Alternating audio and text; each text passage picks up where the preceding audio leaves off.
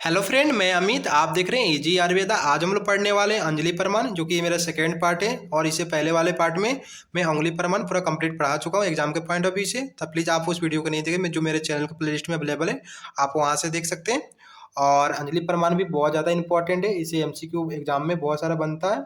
तो प्लीज़ आप इसको हम ट्रिक से भी देखेंगे, बहुत आसान ट्रिक बनाया हूँ जो इस वीडियो को लास्ट में हम पढ़ेंगे उसे।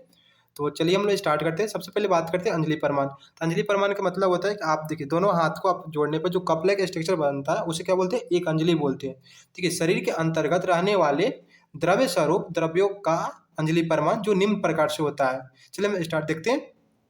सबसे पहले बात करते हैं जल, श्वेत और लसिका। इन तीनों का जो अंजलि परमान होता है आपको 10 अंजलि होता है। नेक्स्ट बात करें रस। तो रस का आपको कितना अंजलि परमान होता है? 9 अंजलि परमान होता है। उसके बाद आता है रक्त। रक्त की हम बात करें तो रक्त को हम शोणित कहते हैं, जिसका अंजलि परमान आपको 8 अंजलि होता है। उसके बाद हम बात करें पुरुष। तो पुरुष का आपको अंजलि परमान जो होता है आपको 7 होता है। उसके बाद कप। कप को हम क्या बोलते हैं? श्लेष्मा बोलते हैं, जिसका अंजलि परमान आपको 6 होता है। उसके बाद आता है पीत। तो पीत का आपको अंजलि परमान जो है आपको 5 होता है। उसके बाद मूत्र और आर्तव, ये दोनों का अंजलि परमान जो होता है आपको 4 होता है। नेक्स्ट बात करते हैं वासा।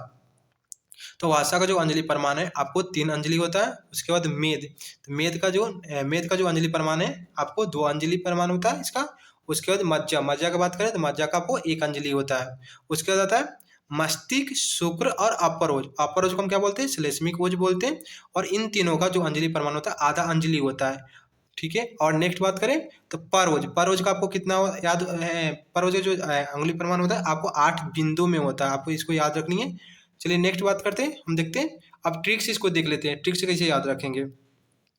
तो ट्रिक्स आप बहुत आसान, इसी क्रम में आपको जैसे ट्रिक बनाया हो इसी क्रम में आपको याद रखनी है, जो कि बहुत आसान है, आप याद कर सकते हैं। और चलिए हम ट्रिक को देखें। तो जरा सा रक्त पाप के पीछे मत आवाम मेद से मज्जा के ऊपर। तो ट्रिक क्या है? आपको जरा सा रक्त पाप के पीछे मत अवाम मेद से मज्जा के ऊपर। ठीक है, ज से क्या हो जाएगा आपको? ज से हो जाएगा आपको जल। तो जल के साथ आपको याद क्या रखनी है? स्वेद, लसिका, आपको दोनों साथ में याद रखनी है, जिसका अंजलि प्रमाण कितना होता है आपको? 10 अंजलि प्रमाण होता है।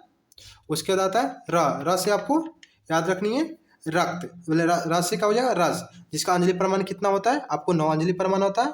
जरा सा रक्त। रक्त का आपको अब तीसरा नंबर क्या है? रक्त। रक्त का कितना अंजलि प्रमाण हो जाएगा आपको? 8 अंजलि हो जाएगा। उसके बाद आता है पाप के पीछे। तो पाप के पीछे प से क्या हो जाएगा चौथे नंबर पे? जो पुरुष का हो जाएगा आपका अंजलि प्रमाण आपको 7 हो जाएगा। उसके बाद पाप के से क्या? के से क्या हो जाएगा? क से कफ हो जाएगा, जिसे श्लेष्मिक कफ कहते हैं, श्लेष्मा कहते हैं, जिसका अंजलि प्रमाण कितना हो जाएगा? 6 हो जाएगा। उसके बाद आता है पीछे। पीछे से पी। तो पी से क्या हो जाएगा? पीत। पीत का जो अंजलि प्रमाण है आपको 5 हो जाएगा।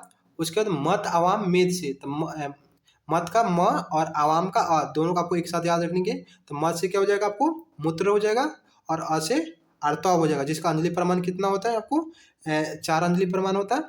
उसके बाद आता है व से क्या हो जाएगा आपको? वासा। तो वासा का कितना आपको अंजलि प्रमाण हो जाएगा? आपको 3 अंजलि हो जाएगा। उसके बाद क्या है? मेद। तो मेद का जो अंजलि प्रमाण कितना होता है आपको? 2 अंजलि प्रमाण होता है। उसके बाद आता है मज्जा के ऊपर।